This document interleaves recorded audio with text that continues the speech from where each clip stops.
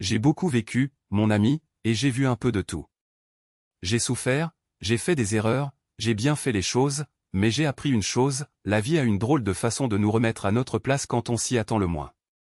Je ne parle pas à n'importe qui, croyez-moi. Je me suis assis devant des prédicateurs, des canailles, des comédiens, des cadres, des combattants, des scientifiques, des athées, des moines, des gens que vous ne pouvez même pas imaginer. J'ai entendu des histoires sur la vie et la mort, l'énergie, la conscience, des choses qui nous font nous arrêter et penser, « Attends, qu'est-ce que tu veux dire ?» Mais cette fois, je n'étais pas préparé. Ce qui m'est arrivé récemment m'a secoué d'une manière différente. Ce n'était pas une frayeur, ce n'était pas un fantôme dans le noir. C'est quelque chose qui a secoué mon âme, qui m'a fait regarder ma propre vie, ma mort, mon objectif et me dire, « Mec, tu ne manques pas quelque chose d'énorme ici ?» J'ai commencé à étudier l'islam. Pas ces titres sensationnalistes, pas le bruit qu'ils nous font au visage tous les jours. Je parle de vraiment plonger, de lire le Coran, d'écouter des érudits, de parler à des musulmans de chair et d'os, qui vivent leur foi au quotidien. Et, mon Dieu, je n'étais pas préparé à ce que j'ai découvert. Avant, je pensais que l'islam n'était qu'une autre religion, un système de croyances comme les autres. Quelques prières, quelques règles, quelques rituels ici et là. Mais quand je suis allé plus loin, quand j'ai commencé à ressentir le poids de ces mots, quand j'ai vu comment vivaient ces gens, quelque chose en moi a changé. L'islam ne joue pas avec un but. N'édulcorez pas la vérité, ne restez pas assis sur la barrière. Il vous regarde dans les yeux et dit, vous avez été créé pour une raison. Vous n'êtes pas un accident cosmique, vous n'êtes pas simplement un groupe d'atomes errant dans l'espace. Vous avez été créé exprès, par un créateur. Cela m'a frappé durement. Parce que nous vivons dans un monde où tout est plaisanterie, tout est divertissement. Nous passons notre vie à parcourir nos téléphones portables, à rire tandis que nous sombrons dans le vide, et soudain l'islam arrive et dit, « Écoutez, la vie est sérieuse. Chaque seconde de la vôtre a un sens. Vous serez tenu pour responsable. Vous n'êtes pas seul. » Je me souviens qu'une nuit, je suis tombé sur un verset qui disait quelque chose comme « Béni soit celui qui possède toute souveraineté, qui a créé la vie et la mort pour tester celui d'entre vous qui fait les meilleures actions. » J'ai fermé le livre immédiatement. Attendez une minute, la vie et la mort font-elles partie du test? Ce n'est pas le chaos, ce n'est pas un jeu aléatoire, ce n'est pas la fin. C'est un test? Quand cela m'a frappé la tête, j'étais paralysé. J'ai toujours pensé à la mort de différentes manières, soit comme un néant, soit comme un mystère où la conscience flotterait. Mais l'islam dit, non, non, non. La mort n'est pas la fin. C'est une porte. Vous ne la fuyez pas comme un imbécile. Vous vous y préparez comme un voyageur. Vous faites vos valises correctement. Vous gardez votre âme propre, parce que vous savez ce qui va suivre. Et puis j'ai regardé les musulmans. Des gens qui prient 5 fois par jour, qui jeûnent pendant un mois entier, qui donnent de l'argent comme si de rien n'était. Et j'ai réalisé quelque chose, ils ne font pas que parler. Ils vivent comme s'ils croyaient vraiment. Et j'ai dû me demander, si je croyais vraiment qu'un jour je me tiendrais devant Dieu, est-ce que je continuerais à vivre ainsi? La réponse fut un coup de poing dans le ventre. Non, je ne continuerai pas. Avant, je pensais que se soumettre à Dieu était une faiblesse, comme si on perdait le contrôle. Mais l'islam a bouleversé cette idée. La vraie soumission n'est pas une faiblesse, c'est une sagesse. C'est comme si vous lâchiez enfin les rênes de votre âme. Vous ne combattez pas la vérité, vous vous laissez emporter par elle. Vous n'essayez pas de façonner la réalité à votre manière, vous vous moulez à la réalité. Et plus j'y pensais, plus je réalisais, j'ai passé toute ma vie à lutter contre le courant. L'islam ne veut pas faire de vous un robot. Il veut vous rendre humain. Et lorsque tu t'alignes avec la vérité, avec celui qui t'a créé, mon ami, la peur disparaît. La peur de la mort, la peur de la vie, la peur des gens, parce que vous savez qui commande. Un jour, j'ai rencontré un frère du Bronx avec une histoire effrayante. Il m'a dit qu'il avait vécu dans la rue, qu'il avait tout fait. Jusqu'à ce qu'il découvre l'islam. Il m'a regardé dans les yeux et m'a dit, « Steve, je pensais que la liberté, c'était faire ce que je voulais. La vraie liberté, c'est quand on n'est plus esclave de ses propres désirs. » Cela m'a profondément touché. Il a poursuivi, « J'ai commencé à vivre pour quelque chose de plus grand que moi. J'ai arrêté d'avoir peur de la mort parce que je sais enfin où je vais. » Quand vous entendez quelqu'un dire cela, vous pensez, « Waouh, c'est profond. » Mais quand on entend des centaines de personnes dire la même chose, des gens de couleurs différentes, de langues différentes, mais tous avec la même paix dans les yeux, on commence à penser qu'ils ont peut-être découvert quelque chose de réel. Je ne vais pas mentir, je ne dis pas que je me suis converti. J'apprends encore, j'ai encore des questions. Mais je sais une chose, j'ai changé ma façon de voir la mort. Et si cela change votre façon de voir la mort, cela change votre façon de voir la vie. Après cette nuit, je n'arrivais plus à me sortir ça de la tête. Je restais là, le cœur battant, pensant, et si c'était ça? Et si j'avais manqué le vrai sens de la vie tout ce temps? Je ne suis pas du genre à me lancer dans quelque chose simplement parce que ça a l'air joli. Je n'ai pas le temps de bavarder. Je voulais voir, je voulais ressentir, je voulais vivre avec les gens. J'ai donc commencé à passer plus de temps avec des musulmans. Je me suis assis avec eux, j'ai parlé avec eux, j'ai mangé avec eux. Et, mon Dieu, il y a en eux une paix difficile à expliquer. Avez-vous déjà rencontré quelqu'un qui n'a rien d'extraordinaire, il n'est pas riche, il ne recherche pas la gloire, il n'essaie pas d'impressionner qui que ce soit, mais quand il entre dans une pièce, vous vous sentez calme? C'est ce que j'ai vu. C'est ce que j'ai ressenti. Et j'ai pensé, comment allez-vous vous promener comme ça, dans ce monde fou? Tout le monde devient fou, stressé, court, feuillette son téléphone portable, se plaint, et vous semblez déjà être chez vous. L'un d'eux a souri et a dit, « Steve, quand tu baisses la tête 5 fois par jour, tu te souviens qui est vraiment aux commandes. » Cela m'a gelé. Attends, tu t'arrêtes toute ta vie 5 fois par jour juste pour parler à Dieu. Il a répondu, oui, parce que le monde fait beaucoup de bruit. Vous devez vous arrêter et réinitialiser votre âme. Cela m'a frappé durement. Je suis allé à Hollywood, dans des clubs de comédie, à des réunions d'affaires, à des émissions de télévision. Personne ne m'a jamais dit de m'arrêter et de me souvenir de Dieu de cette façon. Tout le monde disait, vas-y, Steve, cours plus, travaille plus dur, et plus fin. Mais personne n'a dit, mec, tu meurs de faim. Et ces musulmans, ils ne prient pas seulement quand ils ont besoin de quelque chose. Ils prient parce qu'ils l'aiment. Ils prient parce qu'ils ont besoin de cette paix. Et c'est ce qui a commencé à me toucher. Je me souviens d'un jour où j'ai parlé à un jeune homme de Chicago. Il t'a laissé ici. Ça m'a frappé comme un train de marchandises, mec. Parce que soudain, chaque perte n'était plus seulement une douleur, c'était une leçon. Chaque chaise vide à table n'était pas seulement une absence, c'était un rappel, tu es toujours là. Que vas-tu faire du temps qu'il te reste? Et c'est à ce moment-là que j'ai commencé à remarquer quelque chose de sauvage. Les musulmans que j'ai rencontrés ne parlaient pas seulement de la mort. Ils vivaient avec. Pas d'une manière morbide, pas d'une manière qui les rendrait effrayés ou amers. Mais d'une manière qui les rendait urgents. Comme si chaque poignée de main pouvait être la dernière. Chaque « je t'aime » pourrait être le dernier. Chaque coucher de soleil pourrait être le dernier qu'ils verraient. Et cette urgence? Cela ne les a pas rendus imprudents. Cela les a rendus présents. Cela les a rendus gentils. Cela les a rendus reconnaissants pour le souffle dans leurs poumons, la nourriture dans leur assiette, le toit au-dessus de leur tête, des choses que la plupart d'entre nous tenons pour acquises jusqu'à leur départ.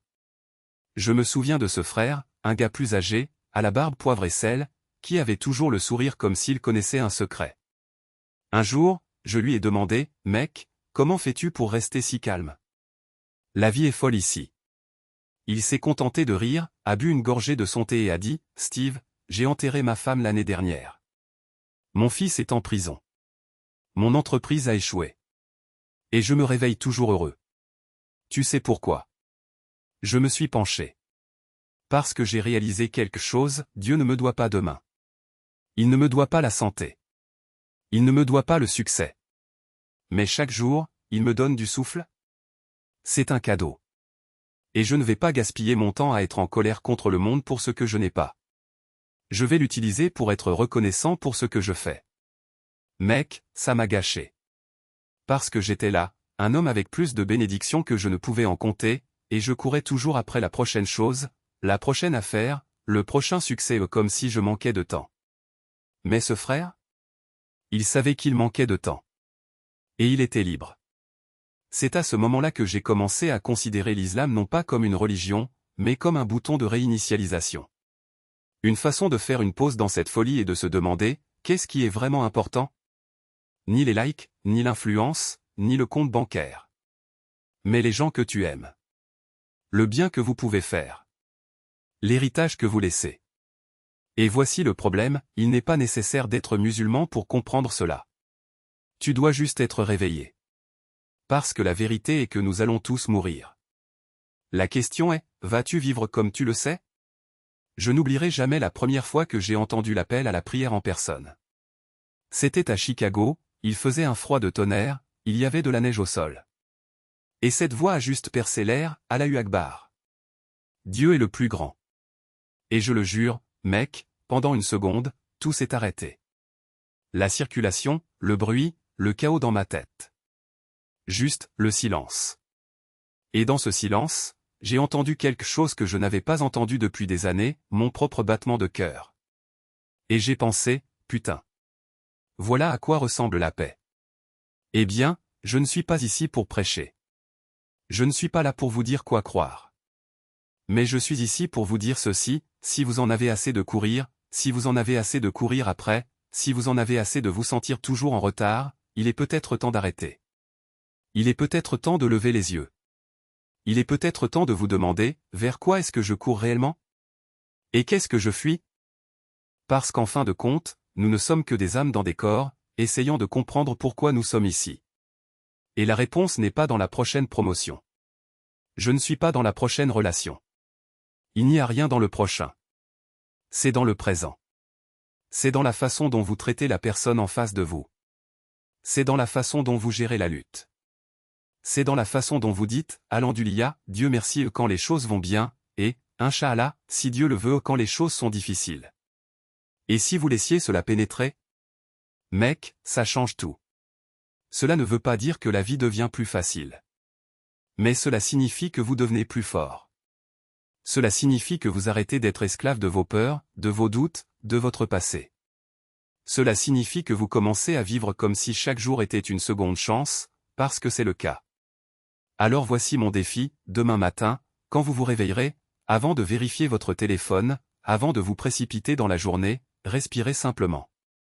Et demandez-vous, que puis-je faire aujourd'hui pour rendre ce monde un peu meilleur? Comment puis-je être un peu plus gentil? Quel est le fardeau dont je peux me débarrasser? Parce que c'est comme ça qu'on commence. Pas avec de grands gestes. Pas avec de grandes déclarations. Mais avec de petits moments réels. Et si tu continues à faire ça? Mec, un jour, tu regarderas en arrière et tu réaliseras que tu n'as pas seulement vécu. Vous comptiez. Et c'est le genre de paix que l'argent ne peut pas acheter. C'est le genre de liberté qu'aucun titre ne peut vous offrir. C'est le genre de vie, qui vaut la peine d'être vécue. Tu es toujours là. Et ça juste là? Ce n'est pas seulement de la chance, c'est un signe. Un petit coup de pouce de quelque chose de plus grand que vous, disant, faites attention. Ce moment? C'est le vôtre. Vous voyez, la plupart des gens traitent la vie comme un compte à rebours, comme s'ils attendaient juste la prochaine chose, le prochain salaire, la prochaine promotion, la prochaine évasion. Mais si vous le retourniez? Et si chaque respiration n'était pas un pas de plus vers la fin, mais un pas de plus vers le don d'être en vie? Je pensais que le temps était quelque chose que je pouvais dépasser. Que si je travaillais plus dur, bousculais plus longtemps, empilais suffisamment de victoires, j'aurais enfin l'impression d'être arrivé. Mais voici la vérité, vous n'arrivez pas. Vous vous réveillez un jour et réalisez que la ligne d'arrivée n'a jamais été la question. Le problème était la course à pied. Le trébuchement. Le relèvement. La façon dont votre cœur battait à tout rompre lorsque vous preniez un risque, la façon dont vos mains tremblaient lorsque vous disiez à quelqu'un que vous l'aimiez, la façon dont votre âme vous faisait mal lorsque vous vous laissiez enfin reposer. C'est ce qui compte. Pas les trophées sur l'étagère, mais les empreintes digitales que vous avez laissées sur le monde pendant que vous étiez ici. Et laissez-moi vous parler de ces empreintes digitales. Ils n'ont pas besoin d'être gros. Il n'est pas nécessaire de guérir le cancer ou de mettre fin à la faim dans le monde pour laisser une marque. Il suffit d'être présent. Regardez un étranger dans les yeux et souriez comme si vous le pensiez sincèrement. Écoutez l'histoire décousue de votre enfant comme si c'était la chose la plus importante que vous entendrez toute la journée. Pardonnez à quelqu'un qui ne sait même pas qu'il vous a blessé. C'est ainsi que l'on change le monde, un petit acte d'amour obstiné à la fois. J'ai rencontré un jour un homme, vieux comme le monde, assis sur un banc dans un parc à Détroit. Il avait des mains comme du cuir craquelé, celle qui avait travaillé toute une vie, et des yeux qui contenaient plus d'histoire qu'une bibliothèque. Je lui ai demandé, quel est le secret d'une bonne vie? Il n'a même pas hésité. Il a juste montré sa poitrine et a dit, gardez ça doux. Le monde va essayer de le durcir, les gens, les factures, les mauvaises nouvelles, tout ça. Mais vous? Vous décidez. Vous choisissez la douceur. Vous choisissez la gentillesse. Vous choisissez de laisser les choses aller au lieu de les laisser vous manger vivant. Puis il m'a tapoté l'épaule comme s'il venait de me remettre les clés du royaume. Et d'une certaine manière, c'était le cas. Car voici le problème avec la douceur, ce n'est pas une faiblesse. C'est la force dans sa forme la plus pure. C'est le courage de dire, je n'ai pas besoin d'avoir raison. Je dois juste être gentil. C'est l'humilité d'admettre, je ne sais pas tout, mais j'en sais assez pour aimer. C'est la sagesse de comprendre que les gens qui vous ont blessé, ils mènent des batailles que vous ne pouvez pas voir. Ceux qui vous déçoivent, ils font de leur mieux avec ce qu'ils ont. Et toi? Vous pouvez choisir si vous allez ajouter du bruit ou être le silence qui rend le monde un peu plus léger. Avant, je pensais que la liberté consistait à ne pas avoir de limites, pas de règles, pas d'obligations, personne à qui répondre. Mais la vraie liberté? Il ne s'agit pas de faire ce que vous voulez. Il s'agit de ne pas faire ce que l'on ne veut pas faire. Il s'agit de se réveiller et de dire, aujourd'hui, je ne vais pas courir après les choses qui n'ont pas d'importance. Aujourd'hui, je vais donner mon temps aux gens qui me remplissent. Aujourd'hui, je vais laisser tomber la rancune, la comparaison, la peur. C'est la liberté. C'est le genre de paix qui ne dépend pas de votre compte bancaire ou du nombre de vos abonnés. C'est la paix d'un cœur enfin à l'aise avec lui-même. Et la mort? La mort n'est pas l'ennemi. C'est le grand égaliseur. Peu importe combien d'argent vous avez gagné ou combien de personnes connaissaient votre nom. Tout ce qui compte, c'est ce que vous avez fait avec le temps dont vous disposiez. Avez-vous aimé profondément? Avez-vous pardonné librement? Avez-vous laissé les choses dans un meilleur état que vous ne les aviez trouvées? C'est le seul CV qui compte lorsque les lumières s'éteignent. Alors voici mon défi, n'attendez pas. N'attendez pas le « bon moment » pour être gentil, pour dire merci, pour lâcher le poids que vous portez. Le bon moment est maintenant. Le bon moment est cette respiration. Parce qu'un jour, tu vas prendre ton dernier, et la seule chose qui comptera c'est de savoir si tu as vécu comme tu le pensais. Que vous aimiez comme si c'était votre travail. Que vous ayez quitté ce monde un peu plus doux, un peu plus lumineux, un peu plus vivant que vous ne l'avez trouvé. Et si tu fais ça? Mec, tu n'auras pas seulement vécu. Vous aurez compté. Et c'est le genre d'héritage qui nous survit à tous.